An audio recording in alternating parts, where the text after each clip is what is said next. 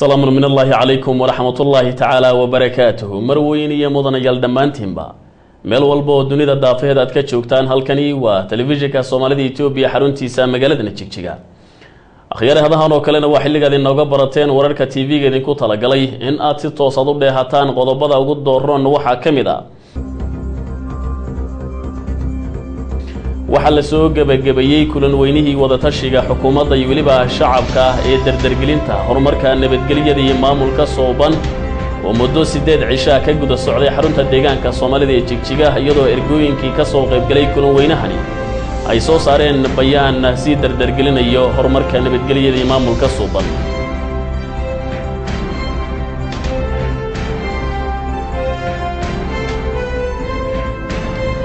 maamul magaalooyinka Goday Qabri Dahare iyo Dhagax Buur oo markii ugu horeysay ka qayb galay munaasabada toddobaadka magaalooyinka dalkeena oo tilmaamay in ay khibrad fiican ka soo dhaxleen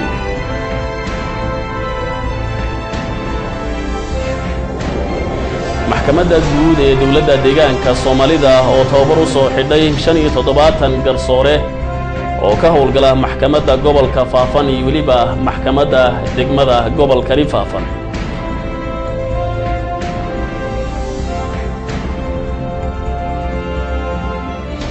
khiyari qodobadaasi ayaa ugu doorroona imikii haatan aanu talaabno qodobadani iyo qodobo kale oo faahfaahsan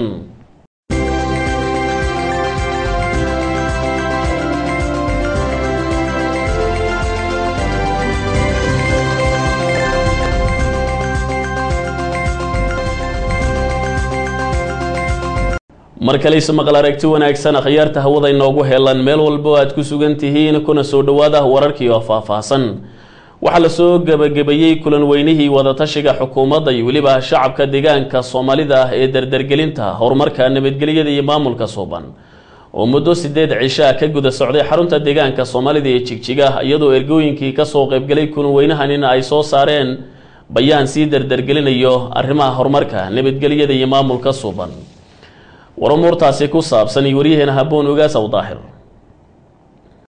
kulan weynahan wada tashiga shacabka iyo xukuumadda ee dardargelinta hawlaha horumarka nabadgelyada iyo maamulka suuban oo ka socday xarunta dawladda deegaanka Soomaalida ee magaalada Jigjiga ayna ka soo qayb galeen in ka badan 5,000 oo qof oo iskugu jiray ergooyinka gobolada iyo degmooyinka deegaanka qurba joogta ka kala timid dacallada dunida ee u dhalatay deegaanka Soomaalida Itoobiya mas'uuliyiinta heerarkooda kala duwan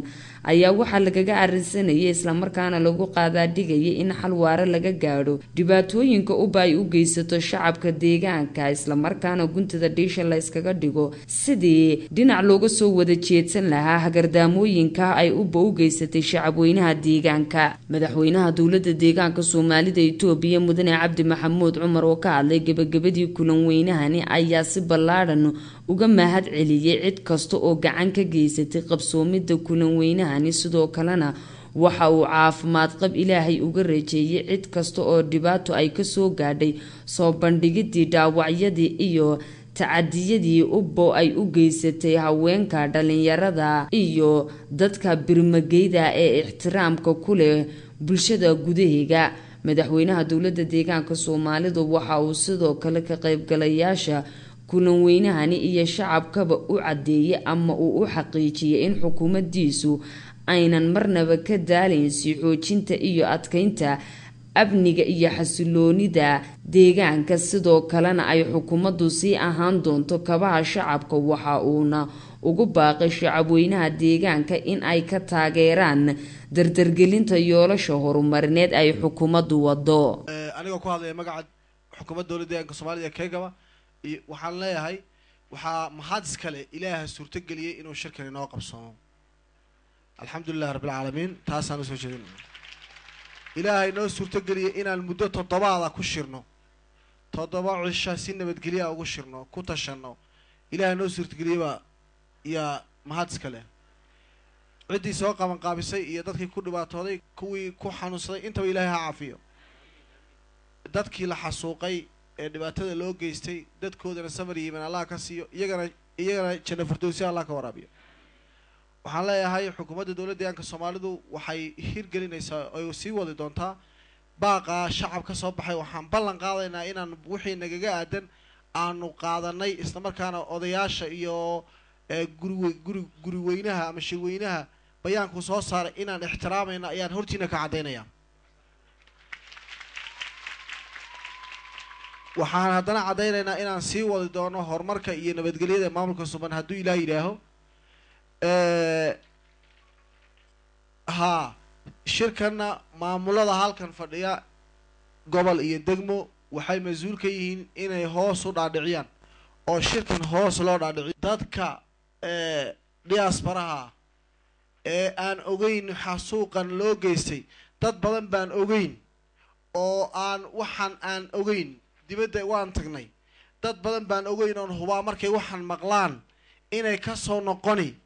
إنه كسر نقني بان يان أوجهي dad badan oo iyaga kamid ahaa markay waxaan ay arkaan inay ka soo noqon ku badan oo shalay taageerayay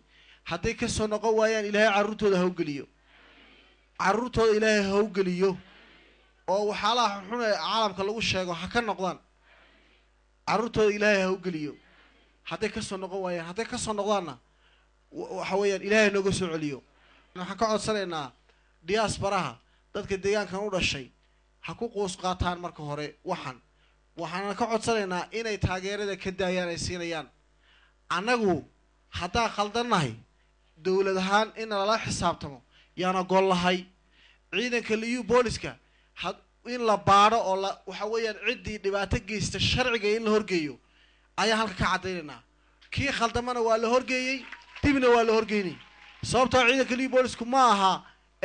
malaa'ig ma aha way khaldamayaan laakiin waxaan ballan qaadaynaa ka dawladahan cid kasta ama maamul ahaado ama liyu boolis ahaado shacabka wax ka gedisan rabitaankiisa cidii samaysa in maxkamad la hor keeno oo maxkamadda deegaanka la hor keeno sida haddaba loo xukumay kuwii geystay dambiyada waxa weeye annagu haddaan dawladdiinahay malihiin 100% waan saxsanahay laakiin waxaan ballan qaadaynaa kii shacabka dhibaato ku sameeyay in maxkamad la hor keeno hadduu ciidanka liyu booliska yahay hadduu maamul yahay taasaan ballan qaadaynaa waxaana ballan qaadaynaa aan ku wax qaadano xasuuqaas la gaarsiiyey faa'iidada leedahay agoonta inaan taageeraan ballan qaadaynaa agoonta inaan taageero yaa ballan qaadaynaa horumarka inaan ka shaqeynaan ballan qaadaynaa dadka naga shacabka naga inaan si daacada u hogaaminaan ballan qaadaynaa waxaana ballan qaadaynaa in aan noqono kabihii shacab ku soconayay annagu inaan shacabka u adeegno laakiin shacabka madaxweyne waxaa shacabka ah ka in loo adeego ogol waa waxa weeyaan waa shacabka weeyaan madaxweynaha ugu tabariyar madaxweynenimada iyo maamulka waxaa ka awood badan shacabka ka awood badan meesha loo soo noqon waa shacabka bari meesha loo soo noqon waa shacabka meeshaan ku noqon lahay inaan xumaysano waa aakhira weeye shacabku waa sida aakhiro kale in loo shaqeysto oo shacabka wixii la horiman lahaa loo shaqeysto yaan aaminsanahay waa aakhiro kale weeye shacabku maamulku markuu xilka ka tago wuxuu sheegan lahaa inuu waxa weeye inta aan joogno bari waxaan shacabka markaan xilka aan ka tagno wixii aanu shacabka aan la horiman lahayn yaan hadda shaqeysanaynaa hadda intaan joognaa shaqeysanaynaa oo ka faa'iideysanaa waqtiga bari inaan rana shacabka waxaas iyo waxaasaan qabanay wixii dawladda ilaa tuulo gudoomiye tuulo ilaa madaxweyne iyo kabinet waxaan leeyahay shacabka waxaan la hortagi lahayn hadda aan fursadan ilaahayna siiyey aan ka faa'iideysano shacabka biyaha uga shaqeyno horumarkaan uga shaqeyno nabadgelyada uga shaqeyno kabihii shacabka inaan nahay shacabku ha arko in shacabka la iska weynaysiiyo maaha annagu waxaan nahay kabihii shacabka wallaahi billaahi tollaahi soma dharan inaanan maalin qudha shacabkanaga aanan ka faani karin waxaan ku faalin inuu shacabka yahay maalin qudha waxaan idinku dhaaran hal maalin inayna qalbigayga isla weyni gelin madaxweyneha tahay oo shacabka waxbaad dhaantaa weligay qalbigayga ma gelin weligay wallahi inayna gelin taasaan idinku dhaaranaya waxaan aaminsanahay inaan anigu ahay ninka ugu daciifsan ee shacabku bari wixii dhibaato ee gaadhay la weydiini kii dhibaato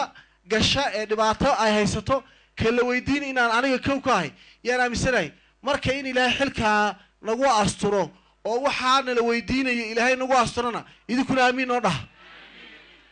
آمين نور دهين إلهي نقاستره لبدا قوانا كسحسن إلهي نمريو وخلطمي كرنا بلادي ما نهي أنا شخصيا وخلطمي كرا لكن إلهي توسيو على مقيب ميه على مقيب ميه أنا وناك سمع إسلام حماية سمعين كرا مركب حوالين إلهي وضد الشعب والربان نقول توسينا يذكر آمين ده أنا وحن بلغ قالنا خلط وكس على سميننا إلى ناس سمينين كو أنا نقرنين ما قرنين دو إلهي نمتصين لكن خلط وكس على سميننا ما سميننا شروينا سان احترامنا إذا كان احترامنا ضد كنا جيباتين كو دي بدك شوقنا وحلاها وروحنا نوم مغلينا أونه نوم مغلينا إيه بلنا حساب تمو وحان سمينين نقول حساب تمام هدان حمان سميننا حمانتي نصارى هدان وناك سميننا وناقي هناقا قارننا كو دي بدك شوقنا ساسان له كو معارض كانوا وحلاها وحاد دبا قوديا وحاد دبا دلفا وحاد يعب نيكي شعب كيس دلاء نيكاسا دبا قوديا وحاد دبا دلفا او قوميسيا نيكي شعب كيسا وحويا كو شقايستا اي شعب كيسا حماية اي دلاء كباع مشترى يا تاسا وحانا قولها هدان شعب كناغا آن قمانو هدان شعب كناغا دباتو قيسنو هدان شعب كناغا حقرنو inaan nahay dabaqood iyo gumaysi wax ka daran waxaan leeyahay waxa nin xuna oo ninka aan shacabkiisa ka danqanayn hooyada aan ka danqanayn gabadha naaska la gooyaan ka danqanayn gabadha la kursaday aan ka danqanayn dadka ikhtiyaarka ninka ka qaadaya shacabka ayaa gumaysiya haddaan shacabka maanta ikhtiyaarkeeda ka qaadno oon idin khasabno oo khasab aan idin kula dhaqanno anaga aaminsanaan maxaan ku raaxo dabaqood iyo dabadhilif iyo guumaysinahay laakiin talada haddii idinka idinku wareejiyey waxaad nala qaataan in cidda idin khasbaysa ee dadka laynaysa ee dadka dilaysa inay iyagu tahay guumaysi mudana in layska xoreeyo oba inay guumaysi tahay oo in layska xoreeyo ay tahay waxaan aaminsanahay in lala xisaabtamo nala weydiiyo ee wixii khalada aan galana loo sheegi karo waxaana samayn doonaa haddii la yidhaaho cabashada shacabka meel la yidhaaho oo waxa weeyaan shacabku uu cabashadiisa warqad iyo toosba u yimaado oo cabashada dawladda laga qabo iyo kan shacabka la qabo in la sameeyo xafiiska cabashada oo shacabku ay cabashadooda u soo dhiibtaan oo waxay xukuumadda ka qabaan u sheegaan waayo wax badan aan ogeyn baa la sameeyay waxaan anagu sameyn baa la dhihi way sameeyeen أنا وحنا أوجين بنا لكور ساري أو لقى يابين أقدر نلوق قاعدة ما نوجين تاس أنا أوجين حفيز كعب الشذا الشعب كله سمينا دي ليلة والسلام عليكم ورحمة الله وبركاته garaad maxamuud dool garaad xirse ayaa sheegay in ay hadda koor ka gaabiyeen doorkii looga fadhiyay in ay ka geystaan la dagaalanka iyo xididda u siibidda u baahasa yeeshee wixii hadda ka dambeeya ay ballan qaadayaan isagoo ku hadlaya magaca salaadiinta garaadada iyo waxgaradka in ay ka tirtiraan hadhaaga ubo meelaha ay ku sii hadheen isla markaana ay tuulo u gaadhayaan deegaanka si ay u wacyigeliyaan bulshada annagu ku odayaal ahaan kulle waxa weeye qorshaha noo yaalla waxa weeye inaan degmooyinkii iyo gobolladeedu ku nimaado inaan hawsha maanta aan ka dhacday 8 cisho aan u fadhinay iyo mataqaanaa wixii ka soo baxa si aan u fulnay inaan soo dhacdhacno waxa weeye anigoo ilaahay ka rajaynaya sidaan ilaahay uga bartana uu naga aqbali doono oo aynu u bil dambe sii joogi doonin noqodka eega aad noqotaan sidii doolaaru sheegaya ha u kala bixin oo mataqaanaa gabadha waliba buulka inta gasho balaayaha ka ayana ka waxaynine war kaliya waxa ku filan biyaha aynu socdaan iyo caanahan si nimankan waxa weeye dhaqaale mehelaan dhaqaalaha ragga kuna waxay waa in Umar Usmaan iyo wixii mataqaanaa ayaa dhaqaalahooda qaato oo mataqaanaa daaray ku dhistaan lacag lama siiyo haddii maanta markaad noqotaan aad tiraahdo war annagu naga baxa waxba idin siin man waa shakhsi ama laba wixii mataqaanaa ay dilaani wixii ka dambeeya way baaba'ayaan bal waxaad iga ballan qaadaa absamo intiina halka fadhido waxaad iga ballan qaadaa nimanka inaydan soo dhawaanin wax qalab iyo qodob siin doontaan inay jirin iga ballan qaada والدين دعينيا والدين دعينيا midnima idinku ducaynaya muwaafaqan idinku ducaynaya dawladeena in ilaahay iskeen afkarsiyoon gacmaha isqabsanay in idinku ducaynaya waxa aan ka xumaay oo dhagahaygaas inaan maqlaan aan diidanahay maanta marka aad baxdaan ku noqotaan meesha nin u baayaa meesha marayayo reehbal bu dhax fadhiyo gabadh baa biyo siinaysa kana biyo siinaysa waa ka xumaan damba ku soo wuxuu ku diray waa biyaha siinaysa way كوكو سا كوح مريم محمد بيوسن سادي تادو على الله نو أقبله كل هذا كي أنا سوق ويوم كسي ديرانين وإنه بلنا وانصوب حنا أنا أنا قلت يعرف وانا استاي وان كسي حني مركها وحويه وحبا يدكن بين من انت نوسي جوجل حاله وحي على قوتان بشا غدهيدنا وان اسكا ورهينا الهي وان كرجينا من كان الهي نغا سو قبطو اللهم صل على محمد الفاتح waxaan codsanaynaa haddaan nahay dadweynaha dowlad deegaanka Soomaaliya Itoobiya kuwa xasuuqa iyo dhibka iyo hoog iyo halaaga nagu haya shakhsiyaadka nagu soo diray inuu Cumar Cusmaan uu koow ka yahay in mataqaanaa waddanka Ingiriiska laga saaro maxkamadda Heegna lanoo keeno sidoo kale waxaan codsanaynaa محمد إسماعيل يعطاني وهكا كنول إن محكمة لنوصار محكمة دي هيك إن النهر كانوا عصيقات دويناها كصوبحي وحن رجينا دولتها إنجليزكا يتن أستراليا إن نورتح قليسو sida u dhaxasaha badan ma taqaan maxkamad loo kan aad maasanta Ibrahim Aadan Doolaal oo ah qurba joogtii ka timid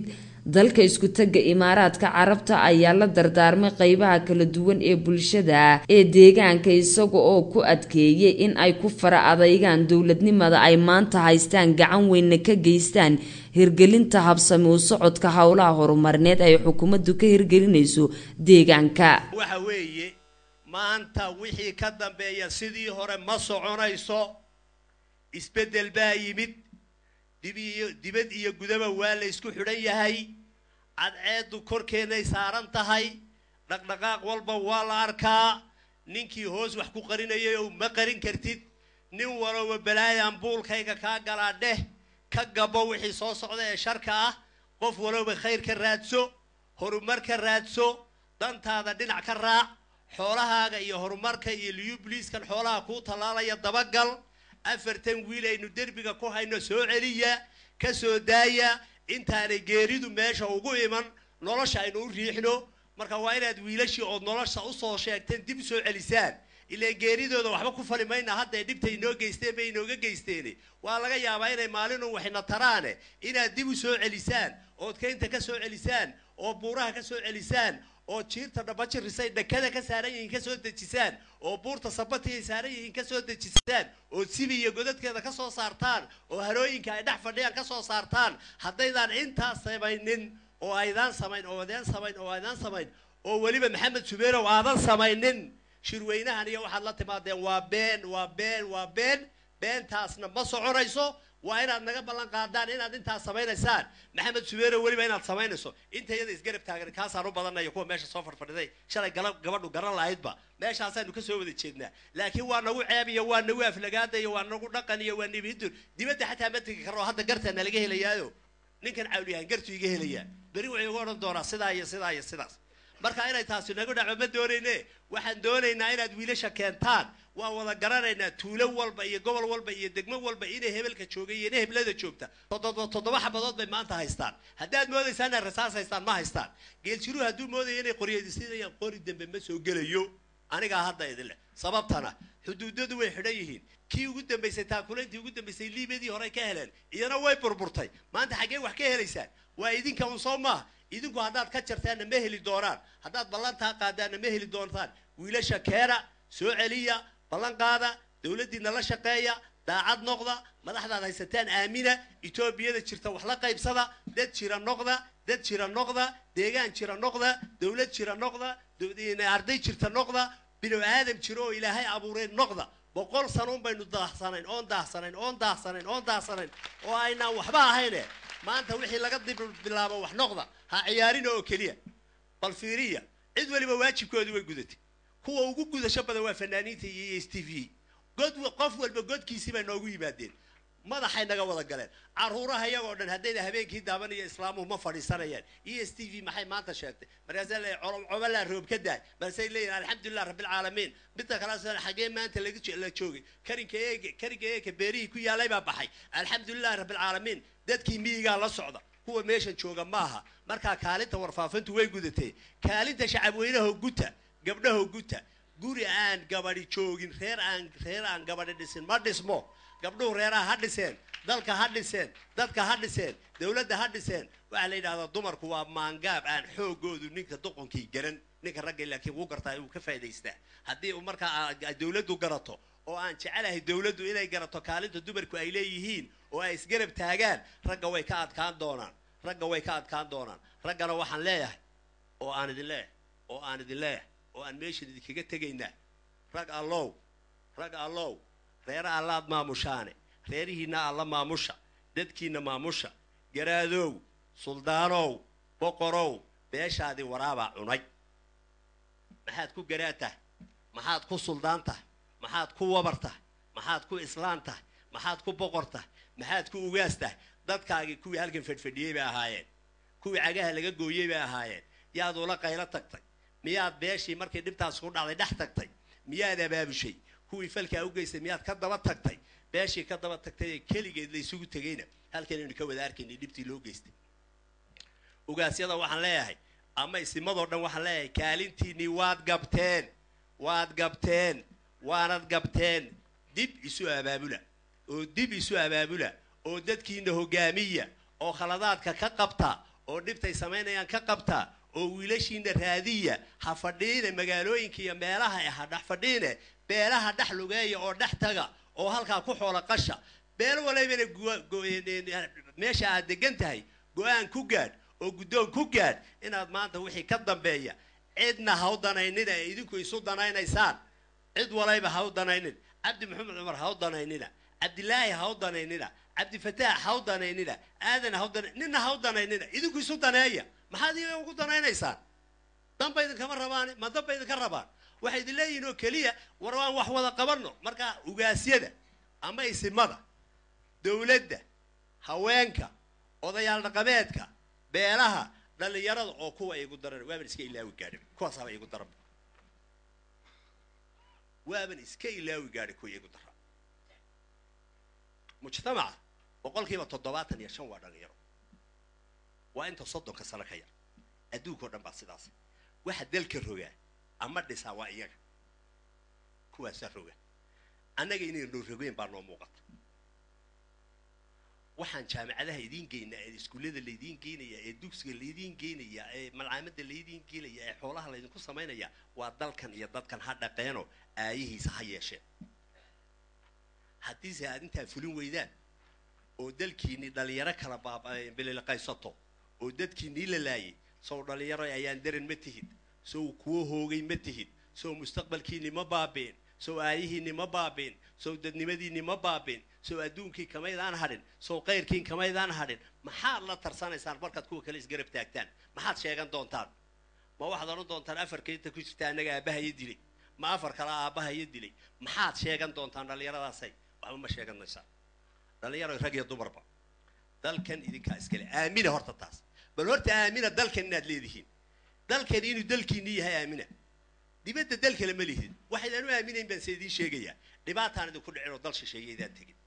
waa laydin riixin oo laydin huruufin oo laydin bahdilin haddii laydin bahdili lahaa dalka waad jeclaan lahaydeen da'daasaan ahoo 100 jeer baa lay bahdilay markaasaa dhaa ilaahu maa liigu celi markaa waa laydin bahdilin waxaan markaa dhalinyara idin leeyahay dalku waa dalkiinnii haddaad dhisataan idinkaa iskale hadduu idinka baaboo idinkaa iskale hadduu wax idiin noqdo idinkaa iskale aqoontaad leedihiin horumarkaad leedihiin dawladnimadaad leedihiin dadnimadaad leedihiin idinkaa idiin taalla dhalinyaroy gabdhiyo wiilalba haddaad halkan fadhidaan inaad dalkiin iyo dalkiisaba dhisanaysaan ood ka qayb qaadanaysaan ballan naga qaada dhalinyaroy ballan naga qaada waad mahadsantihiin gabdhahow inaad dhulkiina dhisanaysaan oo doorkiina qaadanaysaan oo dadkiina u helinaysaan oo dawladdiina gacan siinaysaan ballan naga qaada waad mahadsantihiin oday dhaqameedow oday dhaqameedow ugaasow suldaanow inaad dalkan hogaaminayso oo dadkan oday u tahay oo shacabkaaga yihiin dawladdaadana daacad u tahay ilaahayna saa kugu ogyahay jaaliyaddeeda dibadda ballan naga qaada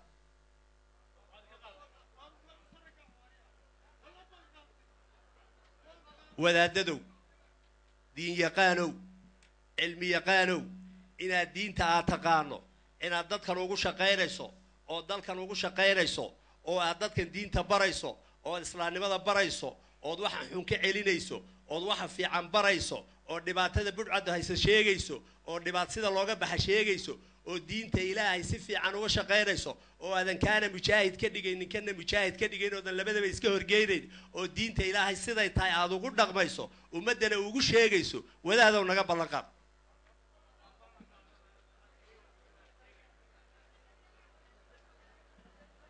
ugu dambeyntii anoo kulligiinba isku ballan qaad kulligiinba isku qaadaya inaad sagaalkiina zoonow intii aan idhi aad samaynaysaa naga ballan qaada والسلام عليكم ورحمة الله وبركاته sidoo kale mudane qaliin la dayib oo ah qurba joogta ku nool wadanka Sweden oo isaguna bulshada ku booriyay in ay ogaadaan in qof kaste uu dalkiisa wax ku yahay isla markaana ay ka faa'iideystaan wax qabadka hawlaha horumarineed ee ka socda deegaanka ayna noqdaan dad u tafacayta horumarka deegaanka siyaasadda Sweden ma ku soo jiray muddo 15 sano xilal doon baan ka qabtay haddana ka hayaa dadka inta la eg ee soo hor fariisan jiray dad cadcad bay ahaayeen marka maanta waxaad dareemi kartaan farxad iyo reereyn inay tahay inagoo jigjiga joognaa inaad intiina soo hor fadhidaan waxaan idin sheegayaa oo kale maanta inay maalin taariikh tahay aad wada qorataan xusuus ka dhigataan haddii Ilaahay yiraahdo waa maalintii kaliya ee la arkay intaas oo qof oo matasha gobolada degmooyinka uu ka kooban yahay dawladdeegaanka Soomaalida Itoobiya oo aayahooda ka tashata marka runtii ha noqoto arintani arin aad hanataan oo aan dhayal idinka bixin taasna waxa iska leh ammaankeeda iyo runtii in loogu bogaadiyo dawladdeegaanka waa arrin aan dhicin taariikhna galaysa dawladihii hore laga soo hadlay ee kililka soo qabtayna runtii kaga duwan markaan waxa baran lahaaba waan la socday dawladaha ka jiray deegaanka dawladdan waa dawlad amran weeye marka amran in loo bixiyo dawladdan anigu aan jeclaan lahaa runtii waxaan rabaa inaan idin sheego Sweden baan ka imid Sweden waxay ku jirtaa dad dalalka ugu dhaqaalaha badan laakiin cilmi baarista la soo saaray waxaan idin sheegayaa jigjiga inay noqon doonto 10 sano kadib mid Sweden ka wanaagsan waxaa laga yaabaa dad badan oo idinka mid ah inuu qurbo u hanqal taagayo inuu meelo kala tago laakiin mustaqbalku waa halkan weeye wax walba oo horumar u baahan yahayna maanta waa yaala balse wuxuu u baahan yahay intaan gacmaha isqabsanno inaan inagoo wada jirno qurbo joog ha noqoto dal joog ha noqoto xukuumad ha noqoto aan danteena hal meel uga soo wada istaagno ayaa loo baahan yahay waxaan oran lahaa Soomaalidu waxa tiraahdaa aan wada hadal waan heshiino waxa weeye wixii gabood falladii iyo dhibaatooyinkii laga soo hadlay waa dhibaatooyin runtii aqliga bini'aadmiga ee fikirka wanaagsani una hal marna qaadan karin marka waxaan idin leeyahay 10 hay noo noqoto waxa la yiraahdaa taariikhdu hal macno ay leedahay halka macno ay leedahay waxa weeye war shalay wixii lagu dhacay inaan lagu dhicin barito balse wax soo noqonaya ma aha marka aan ka barano 10 hay noo noqoto waxaan rajaynaynaa dadkii gabood fallada gaaray ama geystay in la hor keeno sharciga la waafajiyana wixii ay galabsadeen iyaga oo la adeegsanayo fursadaha sharci ee qaanuunka caalamiga hijideeyay ogaada ama gabar ha dhimato ama wiil ha dhinto waa qof inaga dhintay inaga maanta ilaahayna waxaan ka baryaa inuu dadkeena tuso barwaaqada horumarka iyo wanaagga yaala maanta markaan jigjiga lugeeyay runtii isbedel weyn baa ka dhacay waan ka maqnaa muddo waxa weeye wax lagu farxo weeye waxaana sii rajaynayaa inaad dadaalkaas sii wadaan xukuumadduna sii wado qurbo joogta haddaan nahayna aan sii wadno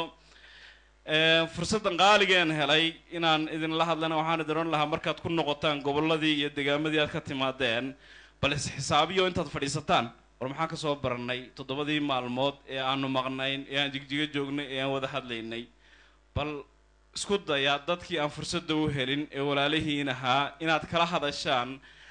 waxyaa nuxurka ka soo baxay shirkan waa muhiim weeye inaynaan ilaawin markaan meesha ka baxno xukuumaddana waxaan leeyahay aad baad u dadaalaysaan horumarkiinuna dal iyo dibad meel walba waa gaadhay dadkii igu horreeyay hadlay baa sheegay doolaaloo kale telefishinada maanta anoo Sweden joogaan furayaa waxaa ii soo baxaya dalkii wixii ka dhacay isla daqiiqadaas iyada lafteeda alxamdulillah bari waxaa jirtay jigjiga markaan soo wacayno aan xataa telefoon jirin markii waxa weeye horumarku uu hana qaaday aan gacmaha isqabsano inagoo walaalaa dadkii gabood falka geystayna gudi iyo dibad bay inagoo wada joognaa haddii ilaahay yiraahdo inaan isku dayno in aan bal wixii ka qaban karno aan ka qabanno waanan mid aan ku wada heshiinay weeye afuna inay noqotana maahee ficil baan haddii ilaahay yiraahdo aan samaynaynaa kollayna sharcigana waan soo istaajin doonaa aad baad u mahadsantihiin dhammaantiin khayr iyo guul baan idin rajaynayaa guriga ayaa waxa uu isla qaatay in maamuladii ka horeeyay xukuumadani ay ku sifoobeen musuqmaasuq qabyaalad ninjeclaysi iyo isla markaana ay kaga mashquuleen danahooda gaarka nabadiidkii xasuuqay shacabkii hoos joogay waxaana ka mid ah hogaankii hore ee nabadgelyada maamulka iyo cadaaladda ee dowladda deegaanka Soomaalida ee xilligii la xasuuqayay shacabka Jamiil Maxamed Gaas oo ka hadlay kulan weynahani ayaa sheegay in xukuumaddii uu hogaanka nabadgelyada ka isagu ay ku fashilmeen in ay sugaan amniga bulshada iyo adkaynta maadaama oo ay danahooda gaarka ay kaga mashquuleen horumarinta danaha guud ee ummadda taasi oo sababtay in nabadiidku ay dhibaatooyin badan ka geystaan deegaanka Jamiil waxa uu ka soo qaybgalayaasha kulan weynahani hortooda ka qirtay sida uu uga baaqsaday in uu ka difaaco bulshada uu hogaanka nabadgelyada u ahaa xasuuqi loo geysanayay isagoo ka qaybgalayaasha hortoodana ka qirtay dambigaasi isla markaana waxa uu ku ammaanay xukuumadda waqti xaadirkan ka arrimisa deegaanka sida ay u hanatay nabadgelyada deegaanka oo aynan dhibaatada nabadiidku u dhicin sidii waqtiyadii hore iyada oo guulo lagu diirsadana ka soo hoysay horumarka sidoo kalena xal u heshay dhibaatooyinkii qabyaaladda ee soo daashaday deegaanka gudoomiye degmaan soo ahaa dhagax buur 7 sano gudoomiye degmo ka ahaa 3 sano muddo ku dhowna gudoomiye gobol baan ahaa 5 sano iyo badhna hogaanka nabadgelyada kilkaan 15 sano horta soo shaqeynay waxa jirtay oo xaqiiqo ahayd deegaankeenu marxalad far badan oo kala duwan ayuu soo maray maanta halkuu taagan yahayna waa mid cid walba ay ka marxaati furayso marka haddii aan ka hadlo annagu waqtigii aanu mas'uuliyadda haynay dhibaato fara badan baa jirtay dhibaatada jirtay haddii ay noqoto dhinaca xukuumadda dhinaca maamulka haddii noqoto waxa weeye sida ay xukuumadda hadda jirtaa ay xididada ugu saartay haddii ay tahay muwaaqarka dhexdiisa hadday tahay seelka shacabka dhexdiisa ka jira maamuladayadii waqtigaa jiray marka xaqaa'iqa dhabta laga hadlo waxa weeye kuwa xididada sida ugu siibay ama sida ay uga hagar baxeen xukuumadda hadda jirtaa ay uga hagar baxday nabadgelyada ma ahayn sababtoo ah waxa weeye debeen kama sheegi karno sida ay xukuumadda hadda jirtaa ay wax walba xididada ugu saartay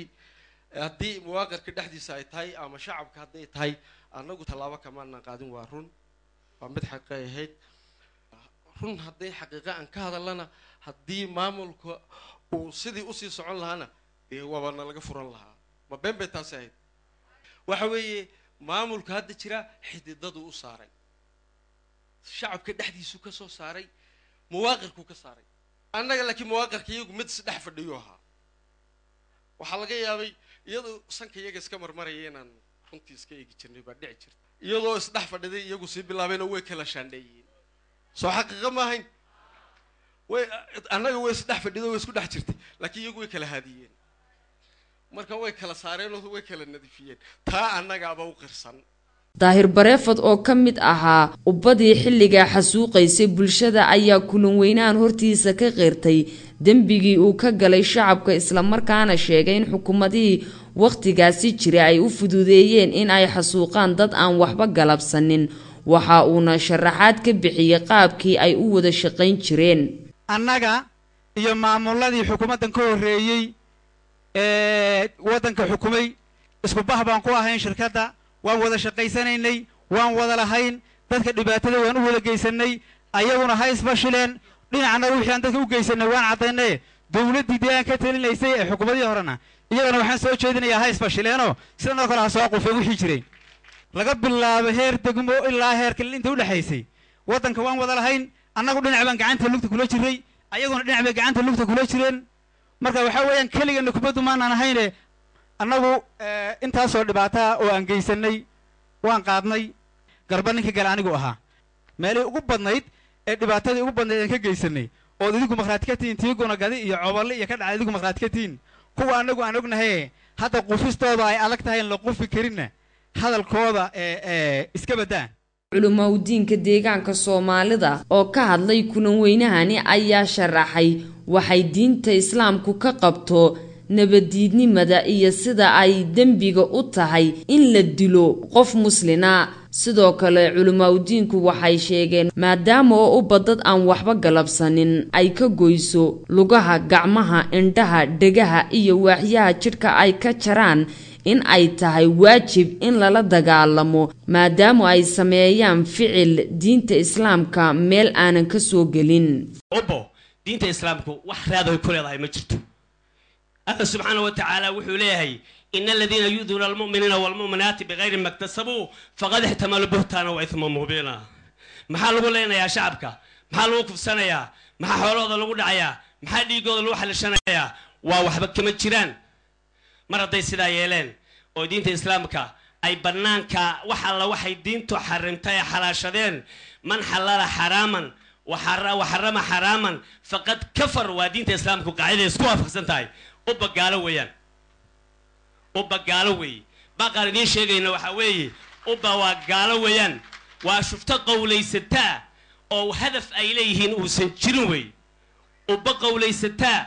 أو نندبت كل راح السنة يا قدراس وكقاتي أو قولي ستة وي هدف دينيد مرها هدف دنوينا مرها قولي ستة لأن يسكعل إنه دينة الإسلام كا نكى إسكعلي واحد كل رتادي جودن وحلال كويه كل رتنو أو إسكعلي أو كعبسنا يه حبض هالقري وجهته حبض أقولفه إذا ماذا نيوجي جيسيال كجرب سيا ماشات كارتان بكوديلا أو سيدي ثانية أو كالصونية وجوديلا محايا لي هذا قلفت هذا يا مال كاغا يا حريم كاغا كسعدان سيدا هذا كنت قال أنت الرسول محوري من قتل دون مالي فهو شهيد ومن قتل دون نفسي فهو شهيد ومن قتل دون حريمي فهو شهيد وانت هسه كسعدان انت مركز دغالتان شهداء ميدان هين رسول كان عليه الصلاه والسلام حديث ابو هريره ورنا وحولي من سلم وحويان سلاحا فليس منا انغا نين هب عداويد نوقات هذا المسلمين تنهي انغا نغمد ماها وبهب عداويد بي نوقادتي ديغيني iyo maalkeeni iyo aruurteeni dilkoodii bay xalishatay islaamka markaa kamid maaha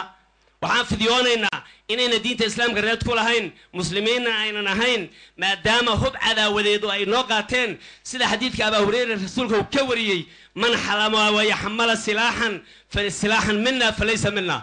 man xamala silaahan falaysa minna annaga naga mid maaha hub cadaawadeed nin noo qaatay annaga naga mid maaha buu nabigu yidhi inaga mid maaha markaa muslimiin maaha mujaahidiin maaha xornimadoon maaha inagamayna dhalanin si dhab ugu dhiiranaada oo iska celiyo dila waxaan baa ku soo jeedinaynaa haddaana golaha ramaaska dilo deegaanka u badiinta islaamka shaqo kuma la gaalo way waa kow meesha loo arkay in lagu dilana waa laba oo lagu dhiirado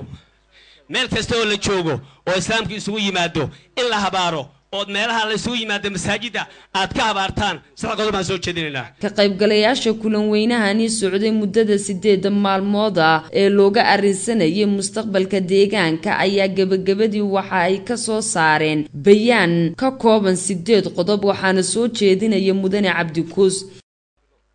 بسم الله الرحمن الرحيم halkan waxaan ka soo jeedinaynaa bayaanadii iyo murtiyeedyadii kulan weynihii wada tashiga shacabka iyo xukuumadda ee dardargelinta nabadgelyada horumarka iyo maamulka suuban ee dawlad deegaanka Soomaalida Itoobiya iyada oo laga duulayo sida ay lagama maarmaan u tahay in la dardargeliyo horumarka nabadgelyada iyo maamulka suuban ee ka hana qaaday dawlad deegaanka Soomaalida Itoobiya ayaa la qabtay shirweyne ay ka soo qayb galeen dhammaan kaabneedka wasaaradaha sagaalka gudoomiye gobol iyo gudiyadooda 68 degmo iyo gudiyadooda iyo afarta maamul magaalo iyo gudiyadooda iyo ka qaybgalayaal ka kala gedisan oo ka timid bulshada dawlad deegaanka Soomaalida Itoobiya kulan weynahan oo ujeedadiisu ahayd in xog waran la kala qaado wada tashi laga yeesho xaqiiqda dhabta ah ee ka jirta dawlad deegaanka dhinacyada horumarka nabadgelyada iyo maamulka suuban ee dawlad deegaanka Soomaalida Itoobiya haddaba shirkan oo ay isugu yimaadeen bulsho kor u dhaafaysa 5,000 oo qof oo ka kala yimid 68 degmo 9 gobol 4 maamul magaalo ee dawlad deegaanka Soomaalida ayaa saddexdii maalmood ee ugu horeysay si cadcadaan leh loogu soo bandhigay shacabka guulihii waaweynaa ee laga soo hoyiyay dhinaca horumarka nabadgelyada siyaasadda iyo maamulka suuban iyo xidhiidhka dadweynaha ee dawlad deegaanka Soomaalida Itoobiya sidoo kale waxaa shirweynahan la soo hordhigay hagardaamooyinkii iyo gabadfalyadii ay nabadiidka u geysteen shacabka birimagoysada ah ee dawlad deegaanka Soomaalida Itoobiya taas oo murugo iyo qalbi xumaan ku keentay sida arxan darrada ah ee ay u gumaaday shacabkeena waxa iyana sidoo kale waqti ay kaga doodeen la siiyay shacabka iyadoo loo kala qaybiyo gobol halkaas oo ay ku soo bandhigeen fikradooda xorta ah ee ay ka qabaan warbixinta ay xukuumaddu siisay isla markaana ay banaanka u soo saareen hagardaamooyinkii iyo faldambiyeedyadii qarsoonaa ee ay shacabka kula kacday ururka ubbo sidoo kalena ay ka maqraati kaceen horumarka ka hana qaaday dawlad deegaanka Soomaalida Itoobiya haddaba warmurtiyeedkan ayaa waxaan ku soo bandhigi doonaa dhibaatooyinkii ay nabadiidku ka geysteen dawlad deegaanka Soomaalida Itoobiya iyo cidda ka dambeysay go'aamadii lagu qabtay kulan weynahan iyo baaq ku wajahan hay'adaha xuquuqul insaanka shacabka dawlad deegaanka Soomaalida Itoobiya dhammaan Soomaalida ku nool geeska Afrika iyo dibaddaba Jamhuuriyadda Dimuqraadiga Federaalka Itoobiya dawlad deegaanka Soomaalida Itoobiya ciidanka geesiinta gaarka ee Liyu Booliska hagardaamooyinka iyo xasuuqa shacabka ubba u geysatay waxaa la xaqiijiyay in gaboodfalyo isugu jira dil dhac kufsi iyo jirdil boob iyo xasuuq ballaadhan oo cidna aan loo aabayeelin ay kula kaceen shacabka dawlad deegaanka Soomaalida Itoobiya argagixisada ubbo tusaale ahaan haddaan soo qaadana qaar ka mid ah dilkii ay u geysteen shariifkii ay ku gowraceen degmada Xamaro oo da'diisu kor u dhaafaysay 120 dilka foosha xun ee intaa la isku xidhay 9 nin kadibna dab lagu gubay iyagoo ku nool tuulada Guris ee degmada Imay Bari wiil yar oo 13 sano jira oo dhagaha iyo carabka lagaga jaray degmada Shaygoosh ee gobolka Qorraxay wiil yar oo lugaha gudun lagaga gooyay ee gudaha lagaga gooyay degmada Lagaheda ee gobolka Nogob gabar yar oo basbaas lagu shubay xubinta taranka qabalaha Baargoon ee gobolka Shabeelle gabadh naasaha lagaga gooyay degmada Goljanno ee gobolka Faafan dad shacab ah oo ay silig ku dabeen isla markaana sarwaji ka saareen gobolka Qorraxay sidoo kale dad ay bac luqunta u galiyeen kuna dabeen ilaa ay ka dhinteen kufsiga gabdhaha oo aan lahayn tiro la soo koobi karo iyo xasuuqii ay u geysteen gaar ahaan beesha Timacase gubitaankii in ka badan 87 tuulo iyo 83 baabuur oo ay ku gubeen degmooyinka deegaanka lagana lahaa degmooyinka ay ka mid yihiin Gaashaama Daroor iyo Xarshin oo ay beel kaliya leedahay iyadoo sida cadaatay ama ay xaqiijiyeen xubnihii falalka geystay ay u gubeen hantidaas iyo tuulooyinka si shacabka iyo dawladda ay u kala dilaan sidoo kale waxay dhaceen raashinadii mucaawinada ahaa waxa intaas dheer dhac badan oo ay ka geysteen gobolada Jarar Nogob Qorraxay iyo Doolo waxa kale oo la ogaaday in nabadiidka ubba ee isku magacaaba Onalif ay agoomeeyeen in ka badan 8,000 oo caruur ah inta la diiwaan geliyay isla markaana laayeen dad shacab ah oo gaadhaya 20,000 oo qof intii ay deegaanka xasuuqayeen ay kula kaceen shacabka falal dambiyoodyo dhanka ah diinta islaamka iyo dhaqankeena wanaagsan tusaale ahaan nidaamka guurka ee diintu fasaxayso nidaam aan ahayn oo xaaraan ah isla gabdhihii oo aan waalidkood ogolayn oo ay xoog ku kaxaystaan oo siday doonaan ay ka yeelaan iyo iyaga oo ka dhiganaya dhaca xoolaha ay ka dhacayaan shacabka dhiig qaniimo ay jihaad ku soo heleen sidoo kale waxay meel kaga dhaceen dhaqankeena iyadoo shirka la soo dhigay in ay wiil iyo sodohdii la isku kor qaawiyey kuna kufsadeen kadibna ay dileen waxaa kale oo xusid mudan in ay shacabka hortiisa isku qireen in ay dayuusiin yihiin sidoo kale dhacdooyinka ka dhacay gobolka Nogob iyo Qorraxay ayaa ah in ay rag xaaskoodii ku hurkufsadeen haddaba falal dambiyeedyadan gabood falka ah iyo xasuuqa baahsan xasuuqa baahsan ayaa lagu xaqiijiyay shirweynaha in ay ka dambeeyeen amarkooda iyo fulinteedaba lahaayeen hogaamin isku sheegta dhiigga shacabka in ay ka ganacsadaan ubbo isku magacaaba onalef oo ugu horeeyay maxamed cumar cusmaan dacay oo ingiriiska degan cabdiraxmaan maadey diirhane cabdi yaasiin oo degan ingiriiska cadaani hiirmooge oo degan dalka Australia maxamed ismaaciil oo isna degan Australia cabdullaahi mukhtaar oo isna degan Denmark faysal daahir oo degan Eritrea kuwaas oo qurbaha ku raaxaysta cabitaanka dhiigga shacabka dawladda deegaanka Soomaalida Itoobiya iyo dhiig yacabyada ku dhuumaalaysanaya deegaanka oo kala ah sulub cabdi axmed deeq dhagoole iyo cabdikariin muuse go'aamadii shirweynaha waxa la isla qaatay in 5 Hidaar ama 14 Sebtembar ay tahay maalinta xaqsuuqa shacabka dawladda deegaanka baahsan ay u geysteen ururka argagixisada ee ubbo waxa shirweynaha la iskula qaatay in nabadgelyada dawladda deegaanka Soomaalida Itoobiya gacanta lagu dhigay muddadii yarayd ee sida dhabta ah loola halgamay nabadiidka isla markaana la tirtiray nabadiidka marka laga reebo tira yar oo ku dhuumaalaysa ugu jirta ganacsiga dhiigga shacabka dawladda deegaanka Soomaalida Itoobiya lagana gaadhsiiyay heer jiritaankoodii la waayo waxa la isla qaatay in xukuumadda dawladda deegaanka Soomaalida Itoobiya ee haatan ka arrimisa deegaanka ay natiijooyin la taaban karo ka keentay dhanka horumarka sida biyaha caafimaadka jidadka waxbarashada isgaadhsiinta korontada beeraha iyo xoolaha waxa la isla qaatay in hawlo muhiim ah laga qabtay dhinaca siyaasadda maamulka suuban xidhiidhka dadweynaha dal iyo dibadba taas oo lagu heshiiyey in la sii laban laabo dadaaladaas la muujiyay waxa la isla qaatay in si wada jir ah loola dagaalamo kooxda nabadiidka ubba dal iyo dibadba waxa la isla qaatay in nabadiidka ubba ay ka geysteen faldambiyeedyo gabadfallo iyo xasuuq baahsan dawladda deegaanka Soomaalida Itoobiya isla markaana waxa si wada jir ah loo soo saaray in nimankan lagu furo dacwad lana hor keeno maxkamadda caalamiga ah ee dambiyada dagaalka waxa la isla qaatay kadib markii la eegay ururka ubbo falalka ay ka geysteen in ay yihiin argagixiso kana fog ururka al-shabaab sidoo kale shirweynuhu wuxuu soo dhaweynayaa shakhsiyaadka ka midka ah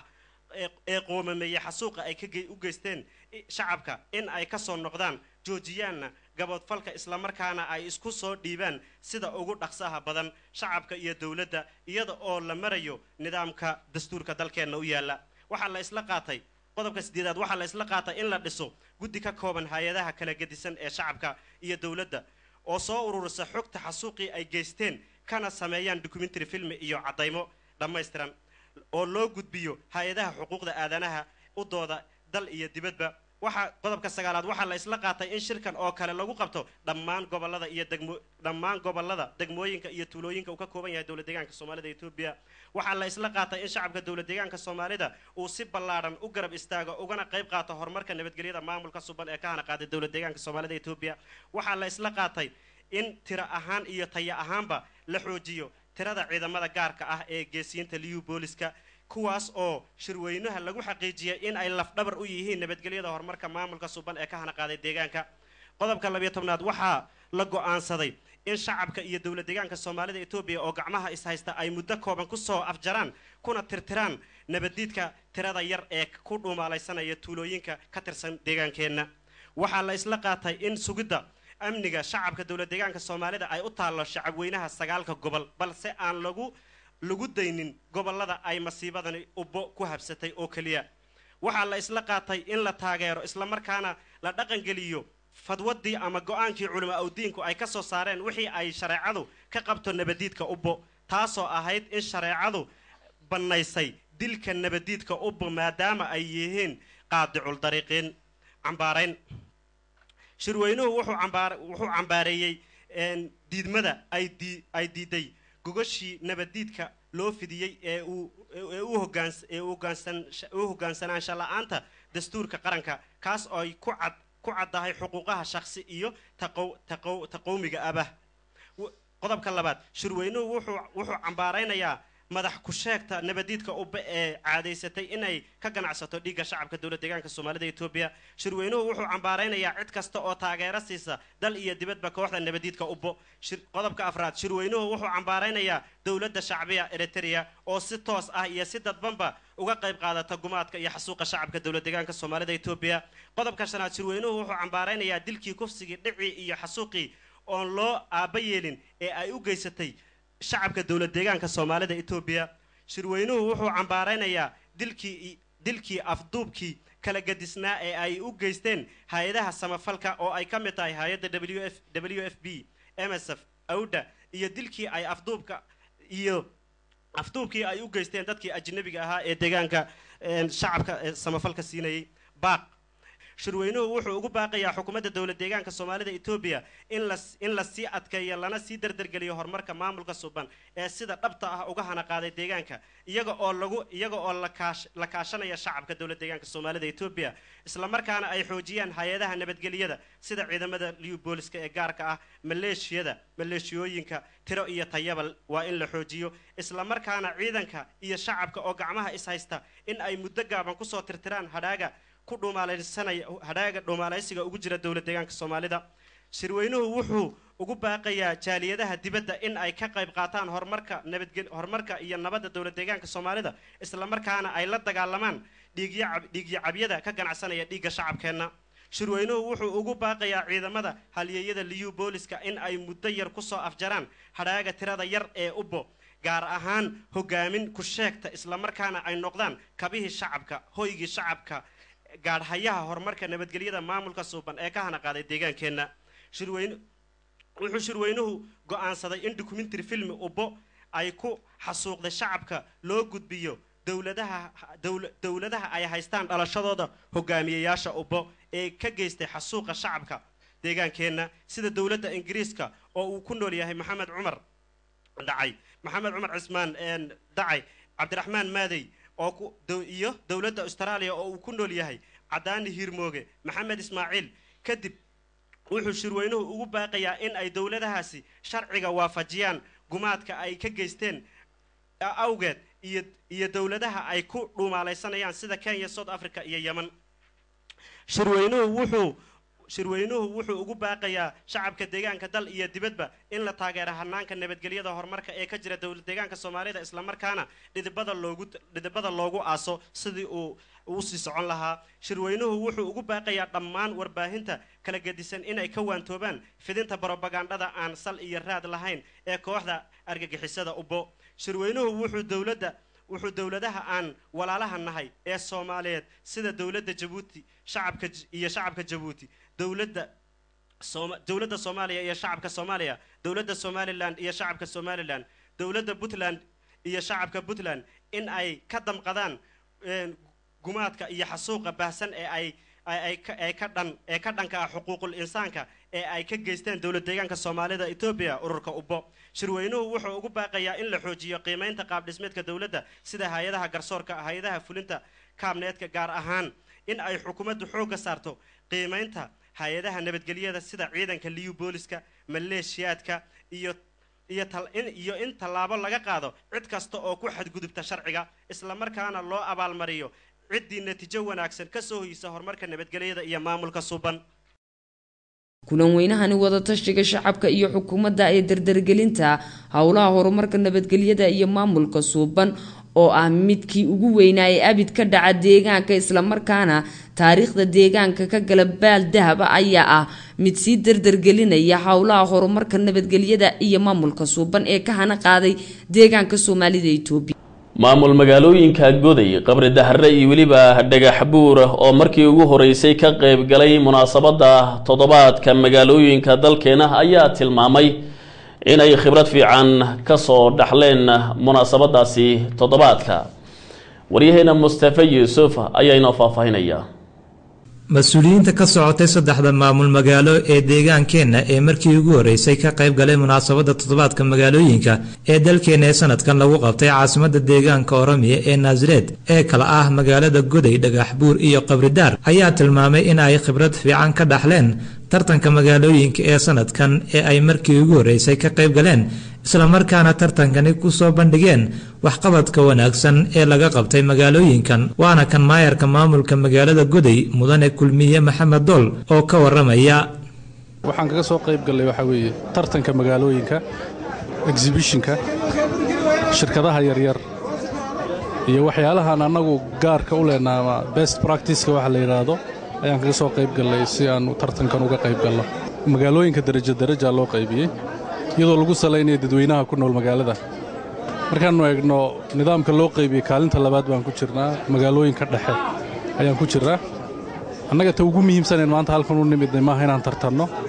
markii noogu horreysay aan meesha nimaadno kolba magaalo saan u tagi lahaa hadda fursad baan haysanaa Itoobiya magaalooyinkeegii oo dhan kuwa annaga nala qayraya kuwa naga weyn iyo kuwa naga hooseeyaba waxyaalihii ay soo bandhigayeen halkan aan ka wada helaynaa maxaa ay ku caan yihiin say qashinka u ururiyaan sideed shaqaabuur riska ay ku yihiin cobblestone say u dhigaan wadooyinka dhulbixintoodu waa sidee waxaasoo dhan annaga kolley khibrad weyn ayaan ka kororsanay magaalooyinka tu naga weyn iyo tu aan isleegnahayba ta kale de kolley tartan baanu nimidnay ninba togba taagtiibu rogmadaa annaga waxaan leenahay waan tartanka waan ku jirnaa oo ka hadhi mayno taagtaydu meeshayna dhigto laakiin balse ta ugu muhiimsan aan ku celcelinaya waxa weeye annagu 10 baanu nimid inaan wax baranno saad ogtahay magaalooyinkoonu waa magaalooyin cusub magaalooyin waaweyn iyo nidaamkay nagaga horreeyay baa jira magaalooyinkaasaan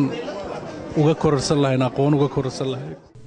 maamulka magaalada Dhagaxbuur ayaa sidoo kale tilmaamay in ay sii xoojinayaan horumarka magaalada iyaga oo ka faa'iideysanaya khibradda ay ka dhaxleen halkani sida uu tilmaamay maareeyaha maamulka magaalada Dhagaxbuur mudane Cabdi Xasan ujeedada horta waxa weyn isugu mid meesha waxa weeyaan sidii aqoon isweydaarsi loo sameyn lahaa weeyaan sidii la soo marsan lahaa khibradaha kala duwan ee magaalooyinka kala duwan ee deegaanka martay iyo dalkuba ay martay ay leeyihiin weeyaan kolka waxa weeyaan taamka laga yimaado annagu gaar ahaan ka Dhagaxbuur ahaan waxyaabahan soo bandhignay waxaa ka mid ah koow horta wax qabadkii weeyaan wixii aan qabanay inaan ku muujino qoraal ahaan iyo sawir ahaan si haddii wax tala bixin ah amase ay jirto in martina laga siiyo kolka waxa weeyaan taas waxaad ku aragtaan halkan qaybo kala duwan oo sawiraha kala duwan soo bandhignay ee ku saabsan qabadkii gaar ahaan 2004 weeyaan waxyaabaha kale aan soo bandhignay waxa ka mid ah waxa weeyaan dhaqanka haddii noqoto maaragtay ciyaaraha kala duwan ee dhaqanka loo isticmaalo haddii noqoto alaabta kala duwan ee loo isticmaalo dhaqanka waa kuwa wada aragtaan maaragtay waxyaabaha ku saabsan dhaqanka oo dhan ama alaab ha noqoto ama ha noqoto ciyaar ama ha noqoto nidaamka maaragtay sida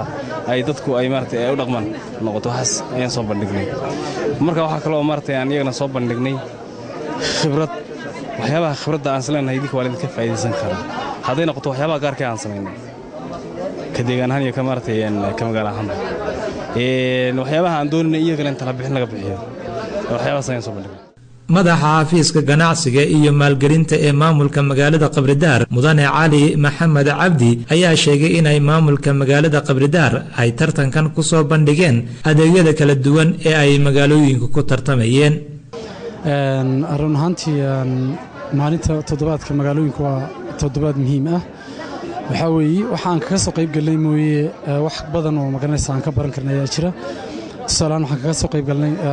waxaa jira projectyo muhiim ah oo magaranaysa iskaashatooyinkii kala duwanaa ee maamulka magaalada Qabridaar inta aan si xor ah aan u tartansiinay oo magaranaysa ayaa waxaa dokumentigeedu projectyadii muhiimka waan soo dirnay ta kale iskaashatooyin waxaa jira iyaguna kala duwan maamulka magaalada Qabridaar ka jira kuwaasna kuwa maaragtay farsamada dharka toolitaanka dharka magaalada waddanka gudihiisa macnaha laga soo saaro dunta inta soo qaatan ay waxyaabo kala duwan ka sameeyaan sida masaasadaha galalka la gashado barkimooyinka galalka la gashado waxyaabo aad u kala duwan hadda idin kala tiknoolajiyada aad arkaysaan sidoo kale city marketing waxaa jira dhalinyartii macnaha maamulka magaalada Qabridaar inay macnaha si aad u balan ay ugu soo diyaar garoobeen ay yimaadeen ay magaraysa ciyaaro kala duwan oo macnaha dhaqanka iyo dhinacyo kasta taabanaya ay si fiican ugu soo bandhigeen. maamul magaalooyinkani guud ee Qabridahar iyo Dhagax Buur ayaa guulo fiican ka keenay dhinaca iskaashatooyinka iyo hay'adaha lacagaha yaryar ee amaaha ee shaqo loogu abuurayo dadka danyarta ah kuna mutaystay abaalmarino kala duwan. maxkamadda guud ee dowladda deegaanka Soomaalida ayaa waxay tababar u soo xidhay 75 garsoore oo ka howlgala maxkamadaha gobolkani Faafan iyo waliba ka degmada Jigjiga ee gobolkani Faafan. waryaheena Maxamed Cumar Ceelaabe iyo waliba warmurtaasi ku saabsan.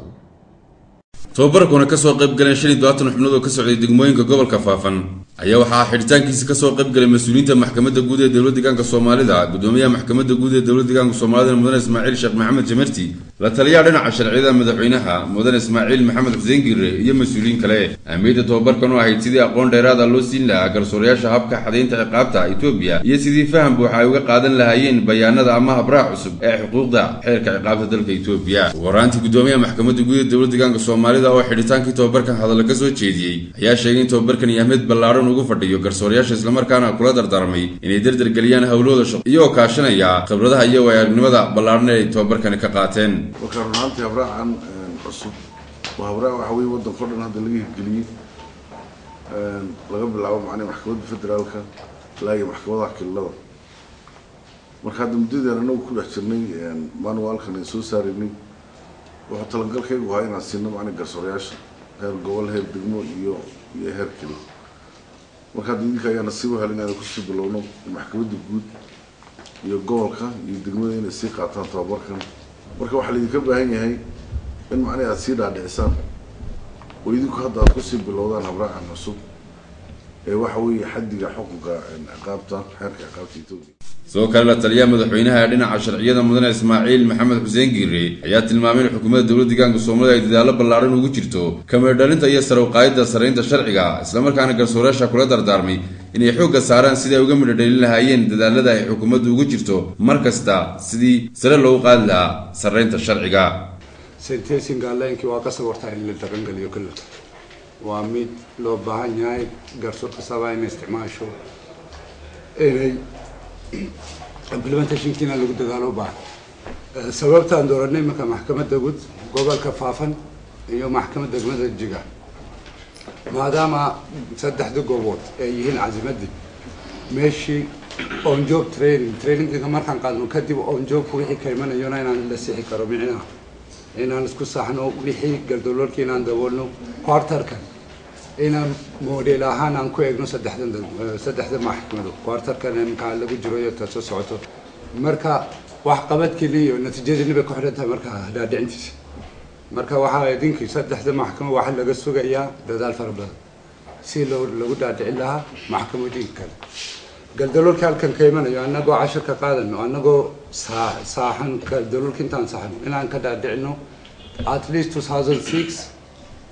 degmooyinkii 68 degmo iyo gobolada in la dhaqan galiyo la rabo. dhinacooda garsoorayaasha tababarkan qaatay ayaa sheegay inay dareen weyn iyo waayo-aragnimo ballaaran ka qaateen tababarkan, isla markaana ballan qaaday in si xilkaasnimo uga soo bixi doonaan hawlooga shaqay sugaya. mid waxa weeyaan ahmiyad weyn u leh dhammaanba garsoorka dowladda deegaanka Soomaalida, taasoo u leeyahay horta ciqaabta marka ciqaaban leenahay ciqaabtu shay maaha fudud ma waa shay aad wax weyn u culus. waxaa loo baahan yahay qofka garsoorkii waa inuu noqdo reasonable waliba haddii 100% uu gaarsiin waayo ciqaabta cadaaladeeda waa in ilaa up to 85 uu gaarsiiyo. marka daraasaadkan aan wadnay shanta cisho seminaarkii waxuu ka hadlayaa ciqaabtan waxa weeyaan heer federaal ay soo bedeshay waxna ay ka soo bedeshay taasoo garsoorka waxa weeyaan siinaysa ahmiyad u gaara habkii waxa weeyaan ciqaabta uu ridi lahaa. taas waxa weeyaan annaga maanta faa'iido aan ka faa'iideysan ay tahayna mid waxa weeyaan aan ku dhaqaaqayno oo waxa weeyaan noo fududeynaysa ciqaabta waxa weeyaan darajadii aan ka gaari lahayn waxa weeyaan xukunka aan ku xukumi lahayn. ugu dambeyntii tababarkan ayaa garsoorayaasha ka xaqabtiri doona habka ku dhawaaqista xaddiga xukunka, iyadoo hadda ka hor aysan jirin nidaam ay ku midaysnaayeen garsoorayaashu. marka loo eego xaddiga xukunka ayaa dadaalada maxkamadda guud ee dowladda deegaanka Soomaalida ay wado uu ka mid yahay kaalin weyn ay uga qaadan lahaayeen tababaradani habka xaddiga xukunka iyo xadaynta xaddiga ciqaabta ee dalka. halkaad wararkaasi akhyaar aad ka dheehanaysaan waa telefishinka Soomaalida Itoobiya xaruntiisa magaalada Jigjiga. shirkii qiimeynta waxqabadka hay-adaha cadaaladda ee degmada Araarso oo si habsami leh uga furmay madasha kulanka ee degmadaasi Araarso warkaasi waxa inoo faahfaahinaya wariyaha alaab inooga soo warrama gobolkaasi Jarar wariye Maxamed Cabdi Garbo. shirkan qiimeynta waxqabadka hay'adaha cadaaladda ee degmada Araarso ay ka soo qayb galeen dhammaan hay'adaha cadaaladda ee degmadaasi sida maxkamadda degmada xeer ilaalinta booliska iyo nabadgelyada ee degmadaasi Araarso waxa lagu qaada dhigayay waxqabadadii toddobaadkii la soo dhaafay iyadoo halkaasi lagu qiimeynayo waxqabadada kala gedisan gudoomiyaha maxkamadda ee degmada Araarso mudane Maxamuud Cabdi Maxamed oo ka hadlayay furitaankii shirkaasi ayaa ugu baaqay hay'adaha cadaaladda ee degmadaasi inay si cadcadaan iyo isla xisaabtan ku dhahanta u soo bandhigaan waxqabadadooda si loo ogaado dhaliilaha jira isla markaasna waxqabadka loo bogaadiyo asagoo gudoomiyaha maxkamadda ee degmada Araarso mudane Maxamuud Cabdi Maxamed xusay in maxkamaddu si wanaagsan uga shaqeysay sidii loo hirgelin lahaa sareynta sharciga looguna adeegi lahaa bulshada ku dhaqan geygaasi asagoo xusayna hay'adahani si wanaagsan uga shaqeeyeen dardargelinta iyo sareynta sharciga taas oo qayb ka ah hirgelinta qorshaha xafiiskaasi waxaana sidoo kale xusay in 10 qabale ee degmadaasi Araarso ka kooban tahay in ay si fiican uga hirgeleen dhammaan hay'adaha cadaaladda ee degmadaasi Araarso halkan waxaan isugu nimid shir toddobaadla ah shirkaas oo ah shir ay wada yeeshaan hay'adaha cadaaladda degmada Araarso shirkaas oo ay kaga wada hadlaan sidaynu u xoojinaa nabadgelyada iyo horumarka iyo wax alla wixii shaqada ay ka socota dawlad deegaanka sidee calashaan door inteen la eg baan ku leenahay sidaynu calashaan dardargelinaa sidee calashaan aynu dhaliilaha jira uga saxnaa shaqooyinkii aynu soo haynay toddobaadkii ina dhaafay maxaase toddobaadka soo socda aynu kaga wada tashanaa calashaan wixii shaqada dan u ah sida laadligeed shirkan oo ah shir muhiim ah ayaa wuxuu noo qabsoomaa maalin kasta hal cisho toddobaadkiiba sida laadligeed shirkan waxaan odhan karaa waa shir faa'iido u leh shaqada dhanka hay'adaha cadaaladda waa shir ay ka soo baxdo natiijo wanaagsan waa shir aanu mar walba ku qiimeyno shaqada aanu hayno maxaa dhaliil ku ah maxaa shaqada calashaan u wanaagsan oo aynu ku sii dardargelinaa sida laadligeed shirkani waxaan odhan karaa waa shir muhiimad u leh hay'adaha cadaaladda degmada Araarso waxaa asaguna shirkaasi qiimeynta waxqabadka hay'adaha cadaaladda ee degmadaasi Araarso furitaankii ka hadlay asaguna hogaanka nabadgelyada maamulka iyo cadaaladda ee degmada Araarso mudane Maxamuud Maxamed Carti asagoo xusay in xafiiskiisu ku howlan yahay dadaal sal ballaaran oo kor lagu qaadayo hirgelinta iyo sareynta sharciga si loogu faa'iideeyo bulshada ku dhaqan geygaasi waxaana amaanay waxqabadka kala gedisan iyo wada shaqeynta ka dhaxaysa xafiisyada cadaaladda ee degmadaasi Araarso maadaama aynu shir toddobaadla oo mar kasta aynu isku qiimeyn jiray oo hay'ad kasta dhinaceeda lagu qiimeyn jiray u soo dhigan jirta ay tahay waxaan doonaynaa in hay'ad kasta sidii ay wax u qaban jirtay ama ay sida u soo qabatay lagu qiimeeyay in ay u soo bandhigtaan doonaynaa bandhigaasi marka muxuu yahay qayb kasta sida ay wax uga qabatay sidii ay wax uga qabatay shariicada booliska cadaaladda maxkamadda sidii aynu macnaa isu qiimeynayno qiimeyntii oo sideedii loo soo dhigayo ayaan doonaynaa in sidaa loo soo bandhigo taas baan doonayaa in ku soo dhaweynaynaa waxaa asaguna ka hadlay madashaasi qiimeynta waxqabadka toddobaadkii la soo dhaafay hay'adaha cadaaladda ee degmadaasi Araarso taliyaha ciidanka booliska ee degmada Araarso asagoo xuseen xafiiskiisu si fiican ula shaqeeyay xafiisyada kala gedisan si loo hirgeliyo sareynta sharciga shirkan qiimeynta ayaa waxa uu qayb ka yahay shirarka kala gedisan ee lagu qiimeynayo waxqabadyadaasi loo ogaado dhaliilaha jira isla markaasna loo bogaadiyo waxqabadyada iyada oo degmadaasi Araarso xilli xaadirkan ay ka socoto dardar wanaagsan oo dhinacyada nabadgelyada maamulka suuban iyo horumarka dugsiga barashada luqadda Ingiriiska ee Ramadaan ayaa qalin jabin u sameeyay 80 arday oo baranaysay luqaddaasi Ingiriiska sida warbixintani uu ku sheegay wariyaheena Maxamed Xasan Cabdullaahi xafladani oo si heer sare loo soo agaasimay isla markaana ka qabsantay hoolka shirarka ee kulliyadda tababarka macallimiinta ee Dr. Cabdilmajiid Xuseen ayaa waxaa ka soo qayb galay mas'uuliyiinta dugsiga gaarka loo leeyahay ee Ramadaan Private School ardayda qalin jabisay waalidiintooda iyo waliba marti sharaf kale waxaana ugu horeyntii xafladani khudbado kala duwan oo ay ardayda ku muujinayeen awoodooda xirfadeed ee luqadda Ingiriiska halkaasi ku soo bandhigay qaar ka mid ah qalin jabiyaasha iyada oo khudbadahaas inay u bogeen xubnihii ka soo qayb galay xafladani kadibna waxaa xafladani hadal kooban ka soo jeediyey maarayaha guud ee dugsiga Ramadaan mudane Maxamuud Maxamed isagoo ugu horeyntii u hambaliyay dhammaan qalinjabiyaasha kadibna u mahadceliyay xubnihii ka soo qayb galay xafladani maarayaha dugsiga Ramadaan ayaa ku dheeraaday taariikhda dugsiga iyo habka uu ugu faa'iideeyay bulshada culunta kala duwan ee laga barto dugsiga Ramadaan wuxuuna gabagabadii kula dardaarmay ardayda qalinjabisay in ay noqdaan kuwa ugu faa'iideeyay aqoontooda bulshada kale isla markaana ka qayb qaata mar walba horumarka uu haatan ku tallaabsaday deegaanka Soomaalida Itoobiya dhankiisa mar aynu waraysi la yeelanay maamulaha laanta koobaad ee Ramadaan mudane Axmed Bade ayaa isna u hambaliyay dhammaan ardaydii ka qalinjabisay dugsiga isla markaana ugu baaqay dhalinyarta kale ee deegaanka in ay ka faa'iideystaan fursadaha waxbarashada ee ka jira deegaanka si looga miro dhaliyo qorshaha dhinaca waxbarashada ee u degsan deegaanka qaar ka mid ah ardaydii ka qalinjabisay dugsigani ayaa dhankooda sheegay in ay xirfadooda ugu faa'iideynayaan bulshada kala duwan isla markaana ay u faa'iideynayaan ardayda doonaysa in ay kor u qaadaan xirfadooda luqadda Ingiriiska waxaana halkaasi ardayda ku guddoonsiiyay shahaadooyinka ay mutaysteen muddadii ay soo baranayeen luqadda Ingiriiska mas'uuliyiinta dugsiga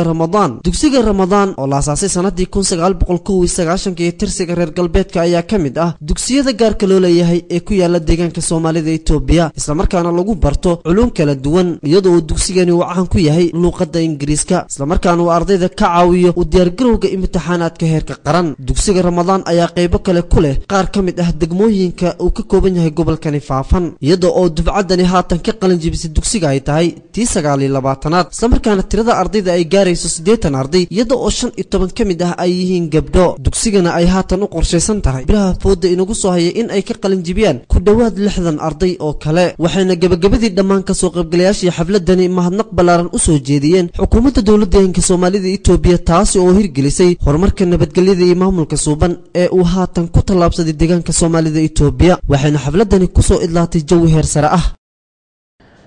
intaasi akhyaari waxay ahaayeen wararka deegaanka inaga soo gaaray mid ka mid ah wararka dalka wadanka Japan ayaa dalkan Itoobiya ugu deeqay dawada bacriminta beeraha oo dhan 9,000 oo mitir tan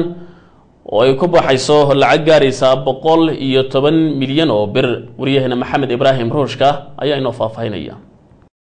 waxaa mar ka dambeysay soo xoogaysanaya xiriirka u dhaxeeya wadamada Itoobiya iyo wadanka Japan iyadoo wadanka Japan uu ugu deeqay dalkan Itoobiya deeqda bacriminta beeraha oo ay ku baxday adduun lacageedu gaaraya 110 milyan oo bir oo lacagta wadankan Itoobiya wasiirka dowladda wasaaradda beeraha ee wadankan Itoobiya Mandarada Mandavaro oo isagu la hadlay dadka wararka fidiya ayaa waxa uu si weyn uga mahadnaqay deeqdani wadankan Itoobiya uu ka helay wadanka Japan isagoo taasi ku daray inay ahayn markii ugu horeysay ee wadanku uu ka helo deeq caynkan oo kale taa dalka Japan horena dalkaasi ugu deeqay wadankan Itoobiya shinida beeraha iyo tababaro kala duwan oo kor lagu qaadayo dhinaca khibradda qodaalka ee wadankan Itoobiya mas'uulkani waxa uu intaasi ku daray in hawlahani lagu kobcinayo falashada dhinaca beeraha iyo kheyraadka dihan ee dhulka si loo gulgaadho ama looga miro dhaliyo qorshaha GTP-ga kaasoo dhaqaalaha dalka hore u dhigi doona dhinaca kale waxa isaguna arrintani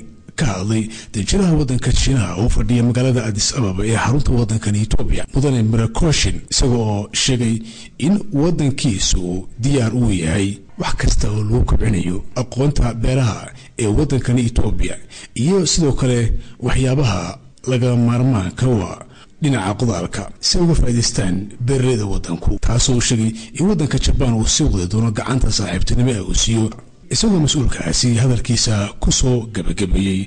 in xukuumadda Japan ay diyaar u tahay in ay ka taageerto wadankan Itoobiya wax kasta oo faa'iido u leh kobcinta kheyraadka beeraha ee wadanka si kor lagu qaado moraalka beeraleyda ku nool wadankan Itoobiya xiriirka u dhaxeeya wadankan Itoobiya iyo dalka Japan oo isagu mid aad u sareeya ayaa waxa uu keenay in taageero kala duwan uu fidiyo wadanka Japan dalkan Itoobiya akhyaarta qiimaha iyo qadarinta mudan qodobkaasi ayaa u dambeeyay guud ahaan wararkii telefishinka Soomaalida Itoobiya oo ku talagalay waad ku mahadsantihiin daawashadiina anigoo Maxamed Xasan Xaashi ah ayaa si toos ah idinku waramayay idinkoo u diyaar garoobaya qaybaha kale ee telefishinka idinku talagalay warka xiga intaan ku kulmi doona hadduu ay baraale ka noqdo nooli kulante